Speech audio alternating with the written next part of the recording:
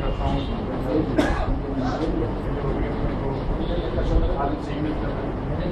और मैं निवेदन कर रहा हूँ पार्टी से अधिकत्व में काम बहुत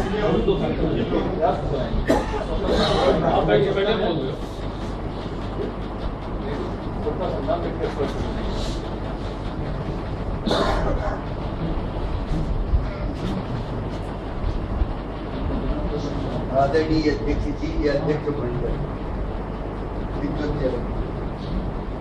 मैं आप सब लोगों विद्वानों के भाषण सुने, बहुत अच्छा लगा। मुझे भाषण सुनते हुए विनोबा जी की बात याद आई।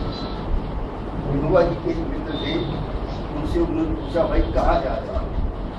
उन्होंने कहा बद्रीनाथ जा रहा हूँ। बोले क्यों? बोले प्रभु के दर्शन करने। विनोबा जी कहा प्रभु के दर्शन के लिए कहीं दूर जाते हैं? हाँ, वो तुम ये भी कर सकते। तो मुझे ऐसा लगा कि हम भ्रष्टाचार को खोजने कहाँ जा रहे हैं, भ्रष्टाचार तो यहीं पर सबके सामने। हमें तो खोजने की कोई जरूरत नहीं है। विषय कुछ ऐसा था जिसमें मीडिया को क्या करना चाहिए संक्षिप्त रूप में कि भ्रष्टाचार, बाकी सामूहिक रूप से कितना भ्रष्टाचार हुआ, कैसे भ्रष्टाचार हुआ, हम सब लोग जानते हैं। तो भ्रष्टाचार से परिचय मैं समझता हूँ किसी को कराने की।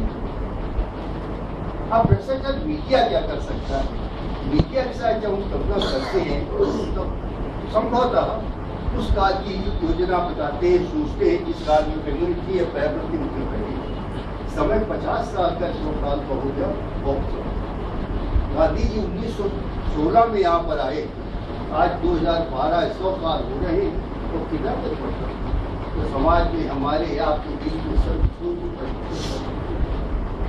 तीन विषय खास करके जीवन के हैं: स्वास्थ्य, शिक्षा और सफाई। ये सब तीनों मूल देखिए। अब स्वास्थ्य जैसा है आप जाकर को देख लीजिए, सफाई जैसी आपके, शिक्षा एक और कहानी सुनी कहूँ, आप लोगों ने सुनी होगी। एक मतलब अकबर बादशाह को रिपोर्ट हुई कि साहब घोड़े बहुत बूढ़े हो रहे हैं। अकबर साहब ने कहा बुरी बात हुई, क्यों तो बूढ़े हो रहे हैं? तो अकबर साहब से दाना जो दिया जाता उसकी चोरी, तो बादशाह बना बहुत नाराज हुए और जो आदमी दाने वाला था उसको हटा दिया और उसने कहा इसको कोई सजा दी चाहिए। क्या सजा देनी चाहिए? वो इसको नदी किनारे बैठा दो और जो भय लहरें गिरा कर बैठे। 2-3 दिन वो बैठे रहे और बहुत परेशान, सवेरे शाम आकर लहरें गिरे, लहरें उनका फटा ही दिमाग था। उन्होंने सोचा ये क्या करें। तो उस वक्त जमाना ऐसा था जब नदियों से व्यापार हुआ करता था, नाव और जहाज इधर आए, उन्होंने इधर रोक दिया, उधर रोक दिया। बोले भाई क्या कर रहे हो? बोले भाई बादशाह बड़ा की इजाजत है, मैं लहरें करूँ, तुम्हारा जहाज जाएगा लहरें टूट जाएंगी, मैं क्या करूँगा? उनकी रिपोर्ट लिया जा जहाज इधर नाव को रोक दिया कि तुम ले जाओ तो लहरें टूट जाएंगी, मैं क्या रिपोर्ट करूंगा? तो अब दोनों लोग बीच में आ गए। अब क्या करें? एक दो चार तो करने धरने के बाद ऐसा हो गया तो उन्होंने कहा भाई कुछ भी पैसा दे दो, पैसा दे दिया और लहरें टूटी गए। तो सुविधा हम मोल रहे हैं, हम सुविधा मोल रहे। जैसे त्रिपाठी जी ने कहा कि हम घूस न लेंगे, न देंगे, हमारे पास कोई काम नहीं देने का, हमें कौन देगा घूस? अब सवाल देने का है कि हम क्यों न दें? तो हम दे नहीं सकते, बगैर दिए हम दे नहीं सकते, चल नहीं सकती। तमाम ऐसे उदाहरण है। अब आप मजबूर हो गए, तो ये स्थितियाँ भ्रष्टाचार की है। अब समाज की बात करने के लिए आप आ जाए, समाज जैसे ये बड़ी बड़ी एक वैसा कि किस्सा है, उसी तरह से समाज गांधी जी के हिसाब से तो समाज नहीं सुधारता। गांधी के समाज में तो व्यक्ति, वो व्यक्तिवादी थे और व्यक्ति को सुधारना करना चाहिए। हम आज समाजवादी हैं, या समाज को सुधारना चाहिए। गांधी जी के जमाने में भ्रष्टाचार न था, ऐसा तो नहीं। गांधी जी ने अपने जीवन काल में ही जब 1936 के चुनाव के बाद जब प्रादेशिक सरकारें बनी, तब गांधी जी ने कहा तुमको मकान छोड़ देने चाहिए, तुमको अलग रहना चाहिए, तुमको दूसरा आचरण करना चाहिए, रहना चाहिए, तुमको दूसरा आचरण करना चाहिए। गांधी जी के जमाने में गांधी जी जीवित रहे, भारत आजाद हो गया। भारत राष्ट्रपति भवन बने वो था, उनका तुम भवन खाली करो, कोई तुमने खेती किया करो, यहाँ में काम नहीं माना गया। मेरा कहना है भ्रष्टाचार एक ऐसी स्थिति है जिससे हम सब आपकी दुआओं के साथ, जिसे भगवान के लिए कहा जाता है कि प्रभु गुरु देखी चीज जैसी या कीरी भावना जैसी। तो जिसको जिस रूप में भ्रष्टाचार दिखाई पड़ा उसको भ्रष्टाचार। अब एक छोटी बात प्रवीण पर कह देना चाहिए, प्रवीण के। और सबसे बड़ी बात ये है कि मुझे पहली बार ऐसा हुआ कि 4 घंटे कोई विशेष विचार गोष्ठी चली हुई हो और वक्ता और श्रोता ये प्रवीण का ही इम्पैक्ट है। अब चरित्र की बात ये तो अखबारों की बात आई, मैं ये नहीं मानता जैसे त्रिपाठी जी कहते समय बदला है, वही संपादक है। ये त्रिपाठी जी चाहे जनसत्ता में हो चाहे किसी, यदि इनका लड़का जो आज बाजार में जाएगा तो उनको उसी हिसाब से कपड़ा मिलेगा जो कि दूसरे सत्याग्रही। इनके लड़के का एडमिशन भी उसी तरह से होगा, इनको घर का खर्च उसी तरह चलाना होगा। अभी पत्रकारिता को देखिए क्या करेंगे, क्या करेंगे।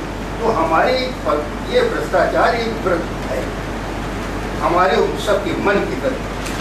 तो इस वृत्ति से जब तक हम छुटकारा नहीं पा सकते और जीवन को जैसा जब तक हमारा उपभोगी समाज है, उपभोक्ता के प्रति करने के लिए हैं, तब तक हम इस भ्रष्टाचार से नहीं। एक छोटा सा उदाहरण, प्रवीण जी और कन्हैयालाल नंदन एक ही गांव के रहने वाले। तो आप लोगों को बहुत लोगों को याद होगा, मुझे भी 60-70 साल के जीवन का अनुभव है। मुझे सब देखिए यहाँ पे करने के लिए, विधायक में देखे, मंत्री में देखे, कार्य। और मेस्टन रोड का एक ऐसा इलाका था जहाँ पर विधायक विद्वान सभी लोग आया करते थे। बालकर शर्मा भी नवीन राज्यसभा में, लेकिन जो बालकर शर्मा आते थे तो कोई उनके पीछे बंदूक लेके नहीं आता। 10 आदमी वो लोग श्रद्धापूर्वक जब आए तो उन लोगों ने पैर छुए कर चली। देवी साहब बात गई जिसको विधानसभा सदस्य हुए तो गया फसा देवी के सामने पत्थर पर वो बैठते थे और उनके साथी शंभू मिश्रा तो कहीं तो मेरा आज ये समय बदला। आज आप विधायक से मिलने के लिए जान फोटो मुश्किल मिल जाए। जहाँ तक पत्रकारों का सवाल है तो मैंने कहा नंदन जी की बात कह रहा था, तो वहाँ पर प्रायः सब लोग आया करते थे। तो नंदन जी ने एक उससे कहा कि यार की प्रवीण को क्यों नहीं समझाती है, क्या ये दिल्ली चले यहाँ पे सड़ जाए। तो हमने कहा कि प्रवीण जी से हम प्रवीण को थोड़ा जानते थे, उस वक्त हमारा बात उतना नहीं था, लेकिन संपर्क था हमारा सब मिनिस्टर को उड़ाने जाने वालों। बहुत दिन बाद प्रवीण सबसे बात की तो बोले त्रिपाठी अपना घर घर है और वहाँ समुद्र में घूम कर चले जाएंगे, समा जाएंगे, पैसे ही तो ज्यादा पैदा करने वो क्या करें। अब ये बात सिर्फ भ्रष्टाचार की दूसरी बात और उदाहरण दूंगा। गणेश शंकर विद्यार्थी का चुन्नीलाल कर का चुनाव, सब लोग जानते हैं कि चुन्नीलाल कर ने लाखों रुपए खर्च की। उस जमाने को सुना, रिपोर्टर पढ़ी हो। तो गणेश जी ने जब अपने हिसाब देखा तो उनके मैनेजर शायद कोई दिवाली से ठीक दाम याद नहीं, तो उन्होंने कुछ पैसे निकाल के निकाले। बोले ये कैसे पैसे? बोले चुनाव वाले पैसे नहीं। बोले चुनाव मैं लड़ रहा हूँ, प्रताप को क्या मतलब उसमें पैसे उन्होंने नहीं। अब आज की स्थितियाँ जब ऐसी हैं तो कोई पत्रकार उस वक्त था भ्रष्टाचार का उन्मूलन पत्रकार कैसे करेगा। अन्ना के आंदोलन की बड़ी भारी वार्ता हुई। अन्ना का आंदोलन हम पूरे समाज पर तमाचा इन द सेंस कि अन्ना ने आंदोलन किया, अभी जनता का काम था कि जनता जाकर तो शामिल होती। यदि भ्रष्टाचार जनता कोई परमिट नहीं मांग रहे थे, किसी को भर्ती नहीं करवा रहे थे, प्रमोशन नहीं करा रहे थे, अपना कुछ नहीं मान, सिर्फ कहते थे भ्रष्टाचार। उस भ्रष्टाचार के लिए बड़े बड़े अखबारों में, मैं नाम भी ले लूँ, हिंदुस्तान जैसे अखबारों में उनकी आलोचना की। और यहाँ पर विनोद शर्मा ने, जो कि बड़े संवाददाता हैं, उन्होंने कहा आई हेट टू पार्टिसिपेट। तो जब ये हमारी मानसिकता है तो अंदर करेगा। यहाँ पर सड़कें बनती हैं, नाली खुलती हैं, कौन नहीं जानता सड़कों में भ्रष्टाचार हो रहा है, कौन नहीं जानता नदी की सफाई नहीं हो रही। हम कितना आंदोलन करें? तो जब हमें इतना साहस नहीं है तो हम आंदोलन कहाँ से करें? तो आंदोलन की जरूरत है, वो है एक हिम्मत, साहस। गांधी ने साहस किया था, जैसे किसी ने कहा कि दक्षिणी अफ्रीका है गांधी, और एजा गांधी राजपथ स्टेशन में पड़ा रहा, कोई साथ उसके आदमी नहीं, गांधी के साथ कोई आदमी नहीं था, और अकेला सड़क पर फेंक दिया गया। उन्होंने कहा तुम्हारे पास टिकट होते हुए भी उन्होंने टिकट नहीं पड़ा। तो जब इस प्रकार का आत्मबल पैदा हो, हम थोड़ा अपने से सीखें। और ये मान ले एक छोटी सी और बात, आप नगर महापालिका चले जाएंगे, हाउस टैक्स वाटर टैक्स के बाद आप हाउस टैक्स वाटर टैक्स के बाद आप जमा करने के लिए जाए, कहीं आपकी रसीद नहीं है, कहीं आपका नंबर नहीं है, आप यहाँ से गए, आप वहाँ से गए, आप यहाँ रहते वहाँ रहते, 50 रुपया आपके आने जाने में। उन्होंने कहा इससे झंझट खत्म हुआ। बाप ने लड़के से पूछा, मैं कुछ नहीं कर पाए, लड़के का बेटे करके आते तो गया उन्हें 50 रुपये। इन परिस्थितियों के भेजने के लिए एक व्यापक आंदोलन चल रहा है, हमें इसको सही करना चाहिए। प्रवीण की और एक स्थिति है कि हमारे कानपुर के अंदर, ये उनकी गौरव बात बता रहा हूँ, इसे भ्रष्टाचार कानपुर के अंदर 3 पत्रकार ऐसे हुए, मेरी जानकारी, पहले पंडित विश्वनाथ, दूसरे प्रवीण जी हुए, तीसरे जगदीश प्रसाद चतुर्वेदी हुए। मैंने रमेश से एक बार कहा था कि मुझे मालूम है कि जगदीश प्रसाद चतुर्वेदी कानपुर के रहने वाले, लेकिन कहाँ रहते ये मुझे नहीं मालूम पड़ा। उनका एक केस मेरे पास कोई रिश्तेदार लाया, मकान बिक्री का कोई था, शायद बड़ा कहीं कोई था मकान, तो मुझे कहा कानपुर में। तो रमेश से उससे बातचीत हुई, तो हमने रमेश से कहा भाई, रमेश ने पता लगाया कानपुर, ये हमारी गौरव की बात है। और प्रवीण ने जो अपना ग्रंथ लिखा, इतना बड़ा ग्रंथ न तो आप सभी शुक्ला करा, न इतना जगदीश का चतुर्वेदी करा, इतना बड़ा ग्रंथ प्रवीण की, और व्यापक रूप से उन्होंने, और साधन उनके पास कुछ नहीं। तो आज हम सब लोग इस प्रकार से उपस्थित हैं, उनके लिए और कुछ मेरा ऐसा सौभाग्य रहा। मैं उनको बचपन से लेकर के उनकी जब आया रही था तो जो ऐसा का आज तक मजीद बड़ा रहा। तो ये प्रवीण के फूल था, उन्होंने गरीबी ओढ़ी। पत्रकारिता के बाद ऐसे पत्र पहले हमारा, जहाँ तक हमारी सूचना है कि हमारे कानपुर के त्रिपाठी तिवारी, सारा से तिवारी जो से थे तो वो MP था, वो आप समझ लीजिए पहले संपादक चल सकता है।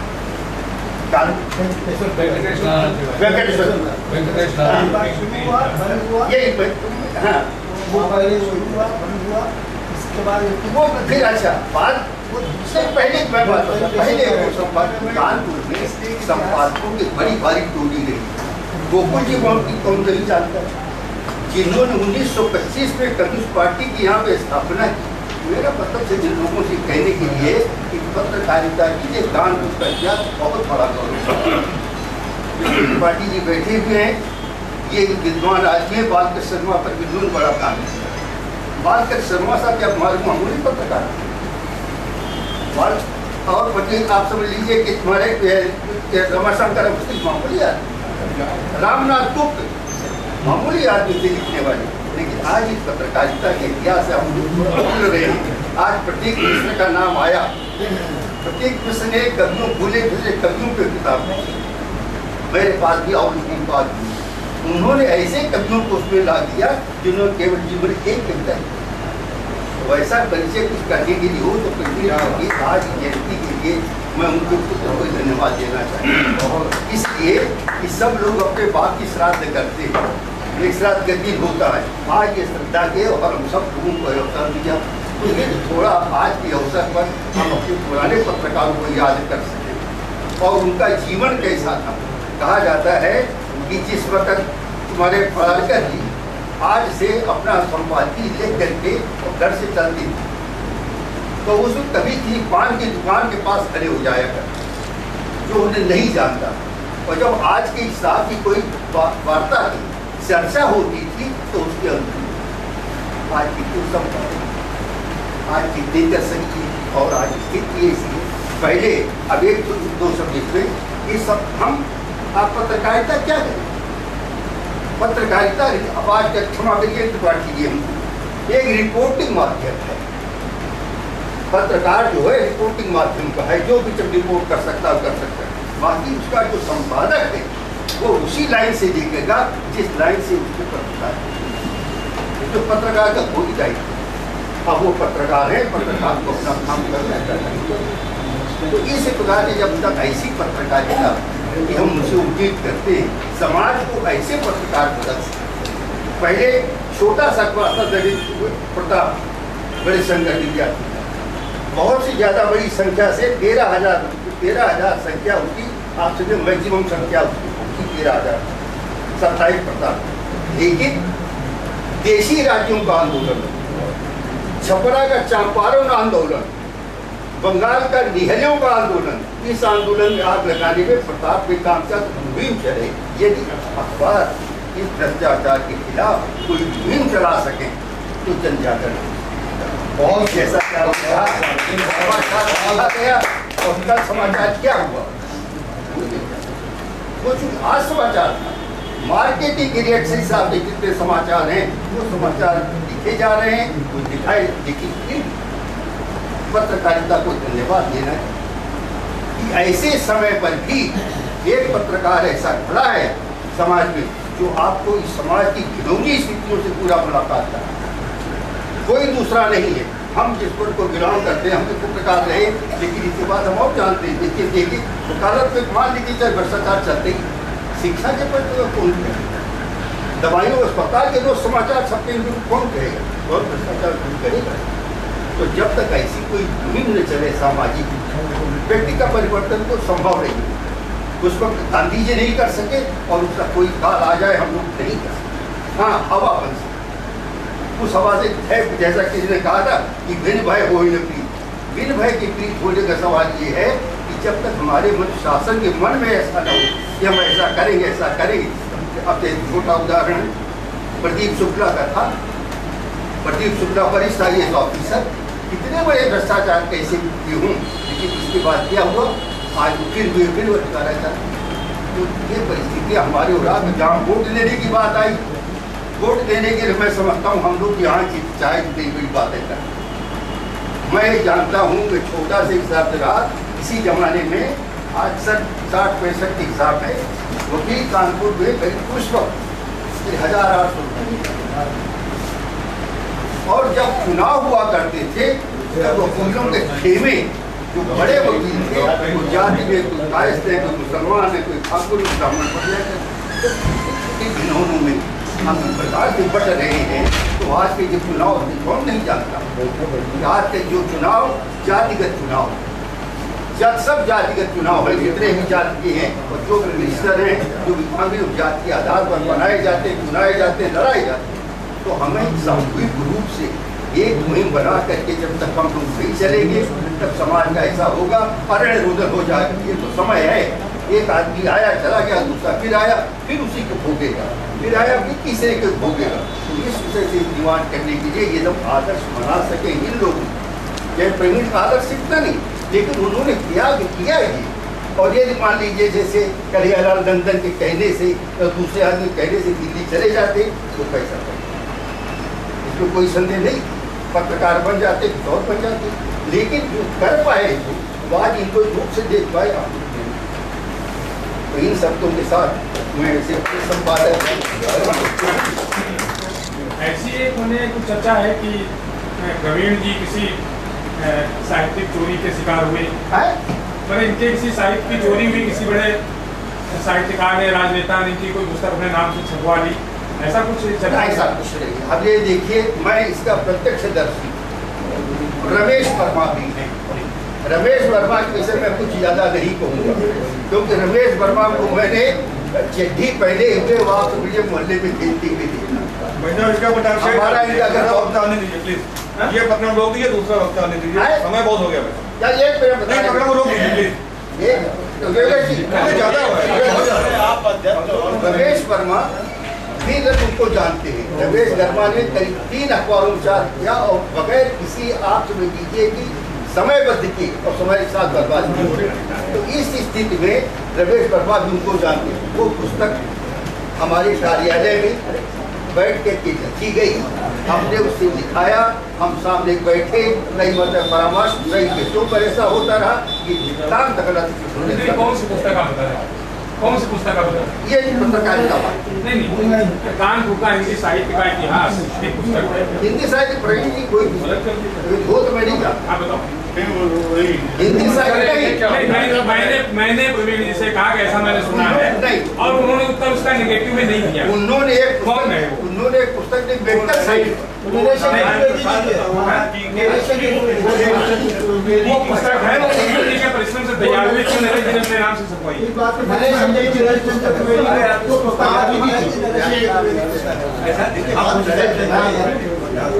ऐसा है कि